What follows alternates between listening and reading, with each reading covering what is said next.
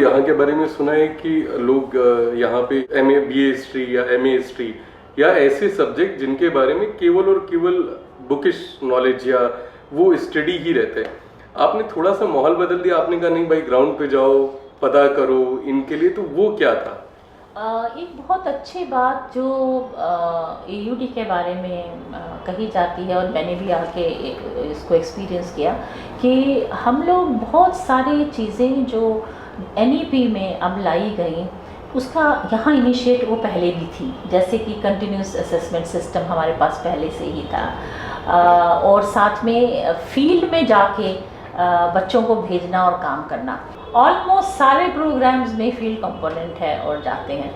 हमारा school of heritage research and management जो Qutub institutional area में है, वहाँ तो इतना अच्छा फील्ड कंपोनेंट रहता है कि अभी हमारे स्टूडेंट्स भोपाल जो हैं वो 1 month long they had the field trip, और उन्होंने वहाँ के जितने हेरिटेज मॉन्यूमेंट्स हैं उस पर अपना काम किया है, अपनी रिपोर्ट सबमिट की हैं, और मीडिया में भी बड़ी तवज्जो दी गई इस बात को कि इस तरह का काम हमारे यहाँ हो रहा है।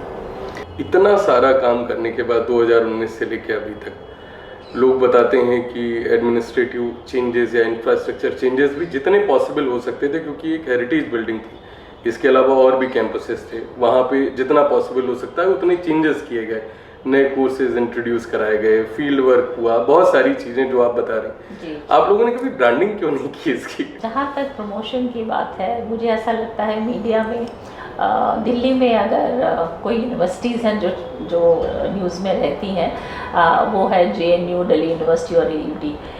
तो I have started from no man's land actually, जहाँ प्रमोशन एक्टिविटीज़ ऑलमोस्ट नील थी, और करते करते अब मीडिया की टेंशन रहती है, सोशल मीडिया पे भी हमारी प्रेजेंस बढ़ी है। AUD को इसका प्रीमियम मिलेगा ही ना, नेचुरल सी बात है, बच्चों को भी मिलेगा, फैकल्टी को भी मिलेगा, सबको मिलेगा। बहुत लोग जानते हैं कि आपके रिसर्च प्रोग्राम्स जो रिसर्च प्रोजेक्ट्स हैं उनको लेके ये यूनिवर्सिटी वाकई में बहुत काम कर रही है, और इसकी चर्चा लगातार होती रही। 2022 से रिसर्च को लेके किस तरीके की पॉलिसी अभी आप इस समय यूनिवर्सिटी में देख रहे हैं? अगर आप मेरे से पूछें कि मेरी एक बड़ी मेजर कंट्रीब्यूशन इस विश्वविद्यालय के लिए क्या है, तो वो है कि रिसर्च कल्चर मैंने यहाँ बनाया। व्हेन आई केम इन 2019, 18 तक यहाँ पे हर प्रोग्राम में, हर स्कूल में PhD ऑफर नहीं की जाती थी, जो मेरे लिए बड़ा शॉकिंग बात थी, क्योंकि यूनिवर्सिटीज़ तो इतनी यूनिवर्सल होती हैं कि सबसे पहला काम होता है कि आप UG प्रोग्राम शुरू करें, फिर PG प्रोग्राम शुरू करें, फिर PhD करें, ये अल्टीमेटली होना ही होता है। तो जब मैंने देखा कि यहाँ की बहुत ही लिमिटेड प्रोग्राम्स में PhD ऑफ़र हो रही थी, और 18 में तकरीबन सिर्फ 42 स्टूडेंट 10 साल में रजिस्टर हुए, सिर्फ 42 स्टूडेंट, और यूनिवर्सिटी सिस्टम में सिर्फ 42 बच्चा होना, तो मेरे लिए बड़ी घबराहट की बात थी कि यूनिवर्सिटी एसेंशली टीचिंग रिसर्च के लिए होती है, तो रिसर्च कल्चर कैसे डेवलप करें। एक पॉलिसी डिसीजन ये लिया मैंने, फर्स्ट बोर्ड में ही मैंने ले लिया था कि हर स्कूल और हर प्रोग्राम में PhD ऑफ़र की जाएगी। तो हम आज की डेट में हर स्कूल में, हर प्रोग्राम में PhD ऑफ़र करते हैं। तो आज हमारी जो टोटल रजिस्ट्रेशंस हैं PhD की, वो हैं 298 के आसपास। Maximum 9 PhDs were awarded till date. हमारे तो लास्ट ईयर 33 हो गए अवार्ड, पिछले साल ही 33 अवार्ड हो गई PhDs। तो ये मेरे लिए बहुत ही गर्व की बात है कि हमारी यूनिवर्सिटी में रिसर्च हो रही है। रिसर्च का जो H इंडेक्स इंस्टीट्यूशनल कैलकुलेट होता है, NIRF के लिए भी होता है, NAC के लिए भी होता है, पूरे देश में, दुनिया में रिसर्च आउटपुट को हम H इंडेक्स से मेजर करते हैं। तो हमारा H इंडेक्स 2019 में 0 था, और आज हमारा H इंडेक्स 13 है। It is 13 today. शोधोत्सव का वैलिडिक्ट्री किया तो मैंने ये अनाउंस भी किया था। तो दैट मीन्स रिसर्च की क्वालिटी और क्वांटिटी दोनों में अंतर आया है। खाली क्वालिटी से भी सब सारा कुछ नहीं हो पाता है, क्वांटिटी भी ज़रूरी है। क्वांटिटी इसलिए ज़रूरी है कि हर फैकल्टी जो रेगुलर आती है उसको मैंडेट दिया जाता है कि आपने रिसर्च करना है, एक प्रोफेसर को 8 PhDs करानी ही होती हैं, एक एसोसिएट को 6 करानी ही है, एक असिस्टेंट को 4 PhDs गाइड करनी ही है और करनी ही चाहिए। तो रिसर्च के बिना ना तो देश आगे बढ़ सकता है, ना कम्युनिटीज़ आगे बढ़ेंगी।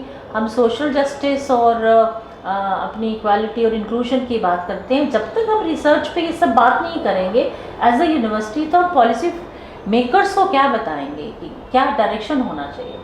सो I am so happy that today in terms of research output and ecosystem for research, हमने फेलोशिप जो देते थे पहले PhD स्कॉलर को, that use to be 8,000 rupees. आज भी बाकी यूनिवर्सिटीज़ में 8,000 रुपया ही मिलता है। मैंने उसको डबल किया और इसको 16,000 किया, तो हम नॉन नेट जो स्कॉलरशिप है उसको हम 16,000 देते हैं सबको। और दिल्ली में अभी भी ये बड़ी बड़ी यूनिवर्सिटीज़ में 8,000 ही दिया जाता है। दूसरा हमने इंट्रोड्यूस किया 100 scholarships fellowships for PhD scholars on the lines of UGC, GRF, SRF। इसमें अभी रिवीजन भी हुआ है और 47,000 के आसपास जो है इनिशियल अमाउंट मिलता है।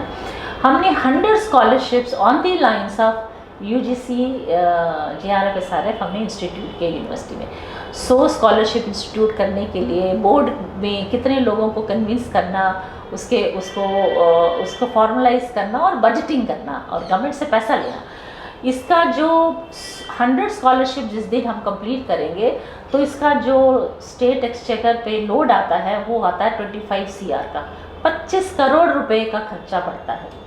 तो उसको भी हमने गवर्नमेंट से भी एश्योरेंस लेकर के हमने शुरू कर दिया है और तकरीबन आई थिंक इस समय 40 के आसपास स्कॉलरशिप हमने रिलीज़ कर दिए, क्योंकि कोविड के टाइम में बजट कंस्ट्रेंट रही है, तब नहीं हम कर पाए थे।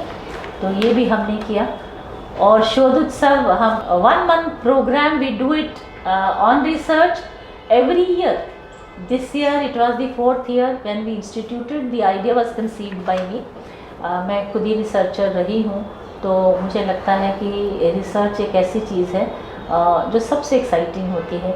और PhD करना तो थोड़ा बोझ लगता है, बट पोस्ट PhD जब आप रिसर्च करते हो तो वो बिल्कुल आपको ऐसा लगता है कि आप बहुत ज़्यादा कंट्रीब्यूट कर रहे हैं अपने समाज के लिए, बहुत अच्छी फीलिंग आती है। तो एक रिसर्च इकोसिस्टम हमने बनाया यहाँ पे। कई बार ऐसा होता है, क्योंकि आपने खुद भी बताया कि DU, JNU और AUT ये चर्चा में रहती हैं, तो कई बार ऐसा होता है कि नकारात्मक चर्चाएं भी पर्याप्त हो जाती हैं। कभी विचलित नहीं होते आप? किसी पेपर में 5 पेज का आर्टिकल छप गया या 1/4 स्पेस दे दिया किसी ने और सब केवल लिखा हुआ है, आपको लगता है कि यार इतना काम कर रही हूँ और उसके बाद ये करते हैं, तो कभी ऐसा मन में भाव नहीं आता? मैं बिल्कुल विचलित नहीं होती हूँ मैं। उसका कारण है कि उनका अपना एजेंडा है, मेरा अपना एजेंडा है। मेरा एजेंडा है कि जो बेस्ट आप कर सकते हैं आप करें। बाकी आपने देखा है कि पूरे देश में इस तरह का माहौल है जहाँ कुछ लोग बहुत नेगेटिव सोच के साथ लिखते हैं, वो उनका अपना एजेंडा है। मेरा अपना एजेंडा है, तो मैं कुछ अच्छा करेंगे तो अवरोध आएंगे। नॉर्मल ह्यूमन क्या कहते हैं बिहेवियर का पार्ट है, तो कोई ऐसी बात नहीं। हमने ऑर्फन पॉलिसी भी शुरू की है और ऑर्फन पॉलिसी में हमने हर प्रोग्राम में एक सीट जो है वो ऑर्फन स्टूडेंट के लिए सुपर न्यूमररी क्रिएट की है और इन ऑर्फन बच्चों को फाइनेंशियल सपोर्ट भी हम देंगे और ये पॉलिसी इम्प्लीमेंटेड है इस साल से हमने कर दी है। तो ये भी हमने रियलाइज़ किया कि कोविड के टाइम में बच्चे जो ऑर्फन हुए हमने उनकी हेल्प तो की पर हमें ऐसा लगा कि अगर पॉलिसी में आ जाता है तो बच्चे को स्ट्रगल नहीं करना पड़ता, उसको इधर उधर भागना नहीं पड़ता ये करने के लिए। हर कोर्स हर प्रोग्राम में एक सीट, हर प्रोग्राम में एक सीट, और इसको हम 2 भी कर सकते हैं। रिस्पांस जैसा आएगा तो इसको बढ़ा भी सकते हैं। ये सुपर न्यूमररी है, मतलब इंटेक जितना आपका हर साल होता है उससे ऊपर की ये सीट है, वो भी हमने इम्प्लीमेंट कर दिया है। तो हम लोग स्टूडेंट की बात कर रहे थे और आपकी कई स्पीचेस में ये सुनने को मिलता है कि पढ़ाई के साथ साथ को करिकुलर एक्टिविटीज़ जो हैं वो बहुत स्ट्रेंथन करती हैं स्टूडेंट को उनकी कॉलेज लाइफ में या यूनिवर्सिटी लाइफ में। तो यूनिवर्सिटी किस तरीके की अपॉर्चुनिटीज़ को करिकुलर एक्टिविटीज़ के लिए स्टूडेंट के लिए देती है?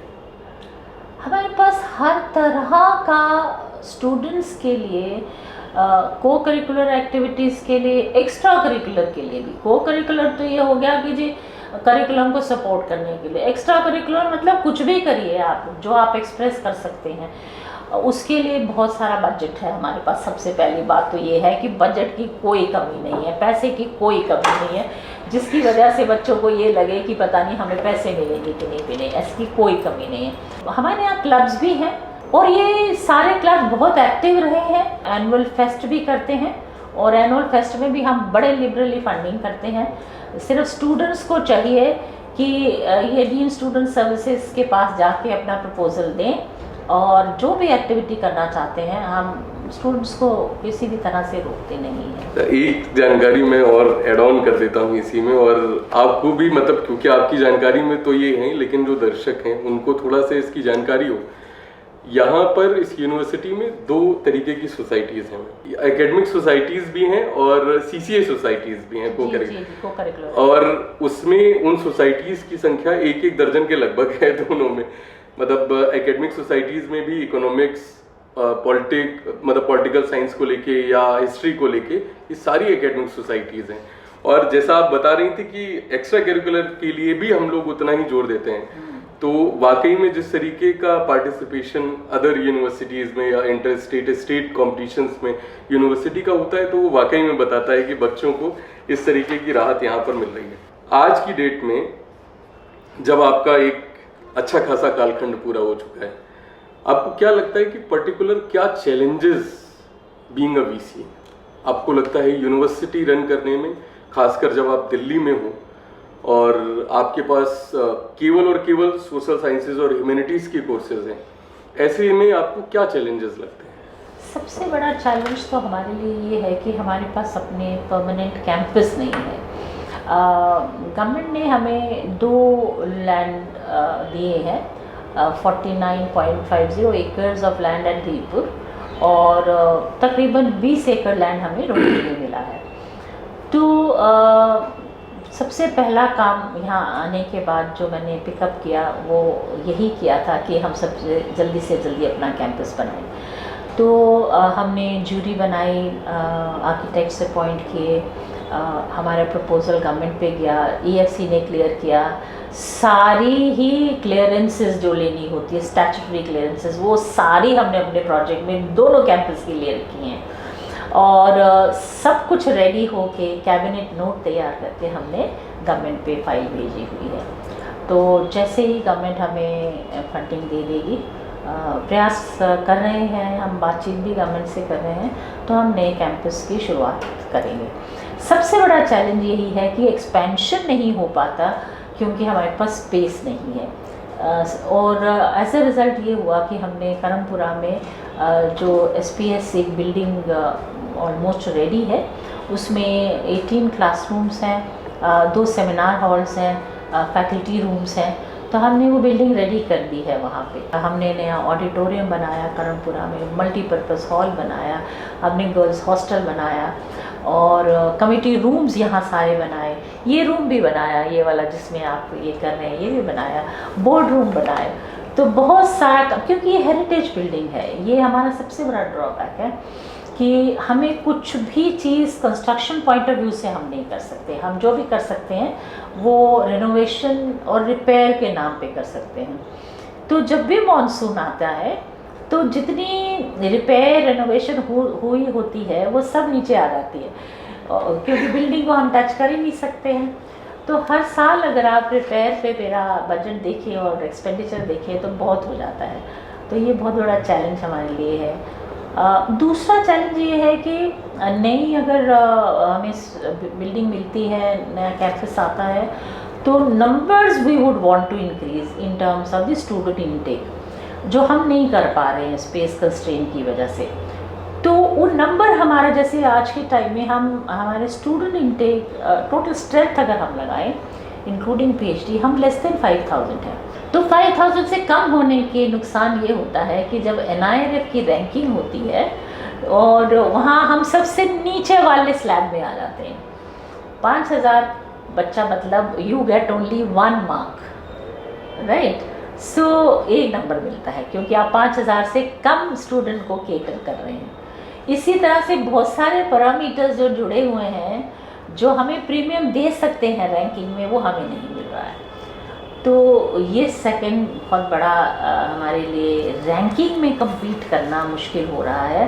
परमानेंट कैंपस ना होने की वजह से हमें मार्क्स कम मिलते हैं, तो रिज़ल्ट ये होता है कि वो नंबर्स में मार्क खाते हैं हम लोग। तो रैंकिंग में नंबर्स आर वेरी इंपॉर्टेंट।